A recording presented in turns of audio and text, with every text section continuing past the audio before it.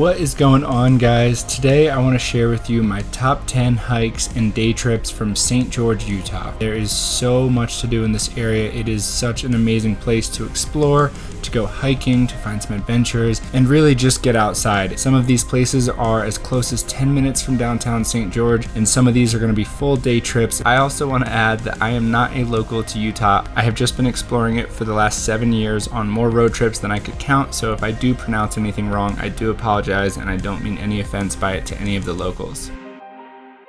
I'm a full-time landscape photographer and filmmaker, and I've been traveling and road tripping through Utah for the last 6 years. I created this video with footage I have shot over the years on my Sony cameras, GoPros, and DJI drones. Later in this video, I want to share with you guys how I ensure all of my gear and travel safely with all of my expensive equipment. But without further ado, let's hop right into my top 10 hikes and day trips in St. George, Utah.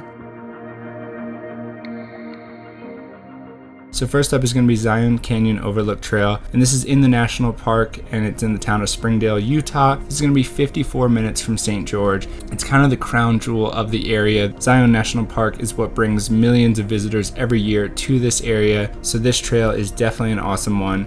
This is going to be a 1 mile round trip hike with 187 feet of elevation gain. When you're driving from east to west in the park on the main road, the trailhead to this hike is just before the tunnel you drive through, and there's overflow parking just a few hundred feet up the road if the main canyon overlook parking lot is full. And on the way up to the overlook, you will pass a large natural cave where you may see a lizard or other wildlife, and because the sun doesn't hit the inside of the cave, it's much cooler in the cave, and it's a great stopping point if you're hiking in the summer heat. And this is a great trail with beautiful views the entire way. It's a classic in the park, and also in my own opinion, I think the view here is practically just as cool as the view of the famous Angel's Landing Trail, but it's a far easier hike and way less crowds, and now that there's a permit system for Angel's Landing, this is a great alternative.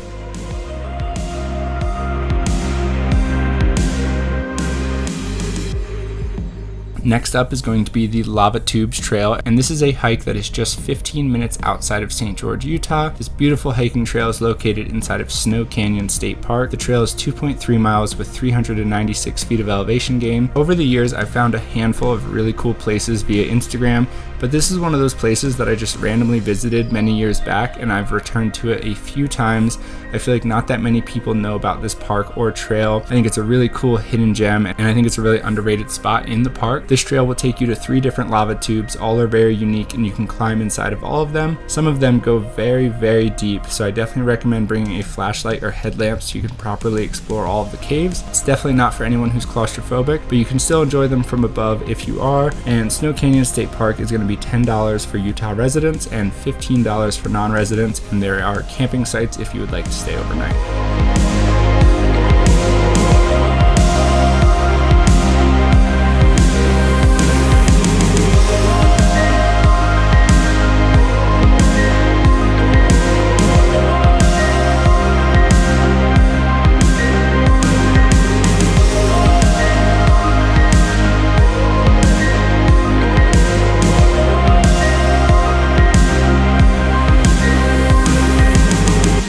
Next up at number 3 is going to be Quail Creek, and this is another hidden gem of a state park located just 18 minutes outside of St. George in Hurricane, Utah. This is a great place to enjoy the beautiful red rock deserts of Utah on the water. There are so many ways to explore this lake. The park has 2 boat ramps open for public use, and the possibilities are endless. At Quail Creek, you can kayak, stand-up paddleboard, water ski, and wakeboard. There are also hiking trails and mountain biking trails for those that might not want to get out on the water. It's a great place for scenic adventure, and the views definitely don't disappoint.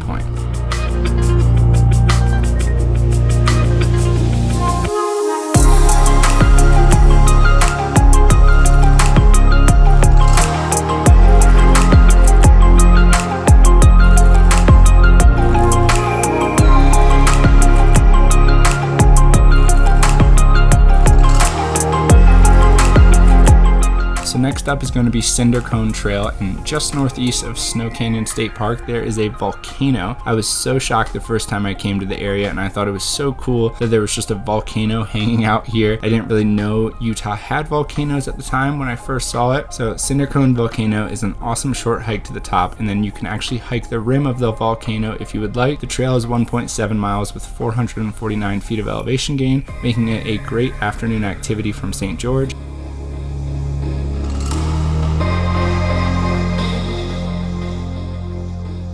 And also just 1 minute further north of Highway 18 is Santa Clara Volcano, which is also definitely worth checking out. It's a little bit smaller than Cinder Cone, but it's just as cool.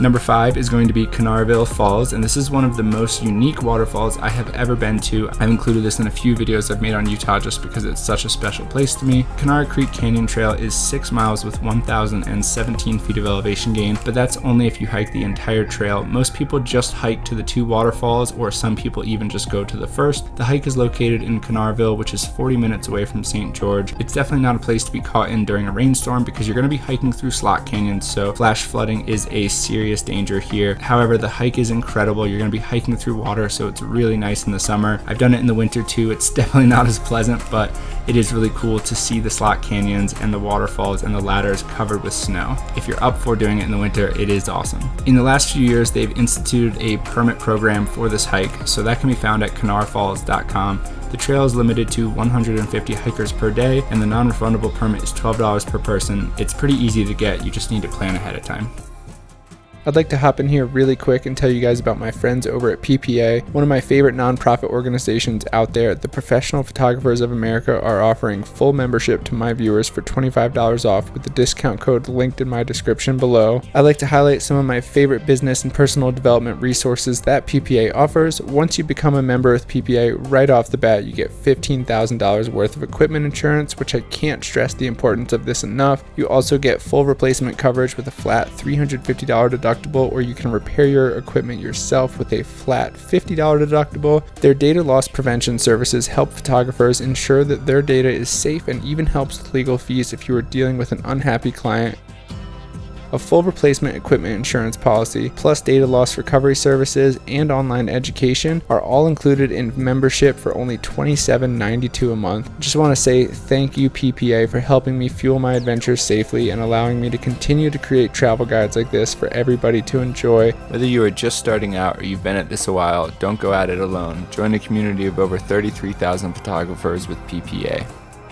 Next up at number 6 is going to be Red Reef Trail, and Red Reef Trail is located in Water Canyon, Utah, and is just 24 minutes outside of St. George. Trail is 2.2 miles round trip with 223 feet of elevation gain, and in my opinion, this is a super under the radar hike.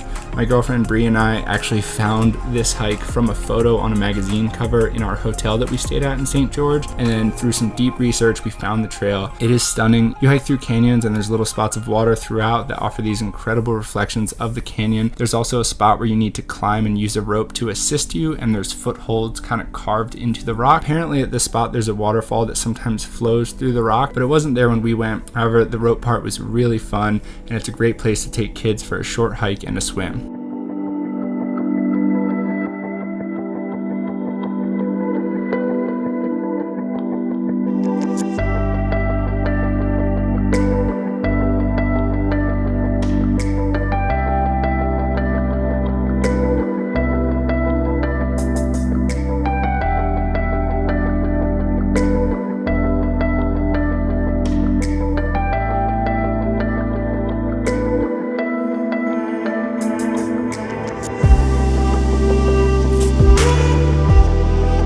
Next up at number 7 is going to be Coral Pink Sand Dunes, and this state park is located 1 hour and 25 minutes from St. George, so this will be a bigger day trip, but it's definitely worth checking out. The sand dunes are a light shade of pink, and that's how they got their name. It's a super fun place to visit and see the color of the unique dunes, hike out on the sand dunes, and you can even rent a sandboard or ATV if you'd like. The fee for day use is $10, and they have campgrounds if you're interested in staying for a few days.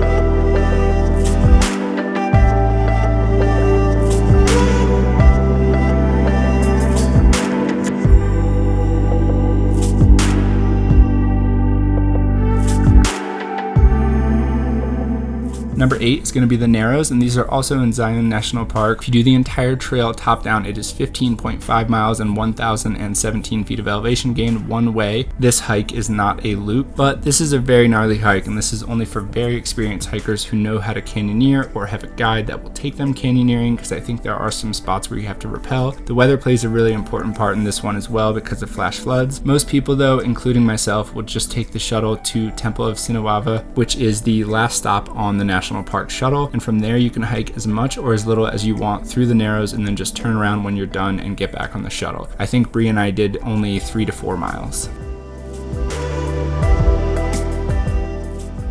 Next up at number 9 is going to be Sand Hollow, and this is another great state park just 25 minutes out of St. George. It's very close to Quail Creek, so you can see both of these in one day if you would like. This is another great option for enjoying some water activities in the Utah desert. The rock here seems to be an extra deep hue of red, and the water is just such a deep blue. In some of the shallower areas of the water even appears to be aqua, which is so freaking cool to see and how it contrasts with the red rock. It's a really awesome place, and one thing people love to do here is swim out to the rock islands and do some cliff jumping. A day pass here is going to be $15 per vehicle.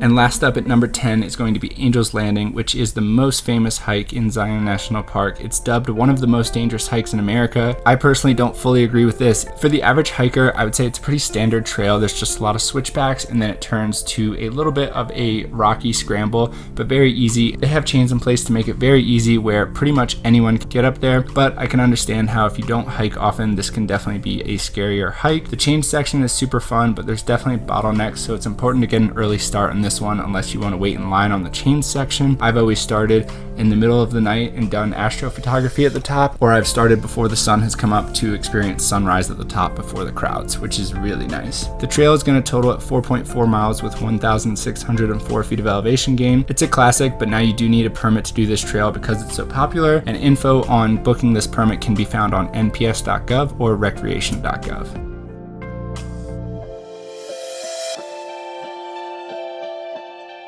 And that is going to wrap up my top 10 hikes and day trips from St. George, Utah. I hope you guys enjoyed this, and I hope that this can help you plan a trip to the area. It is such an amazing place and worth visiting. You'll likely fly in from Vegas, and then you can just get a hotel in St. George, and you can experience so many awesome things and landscapes.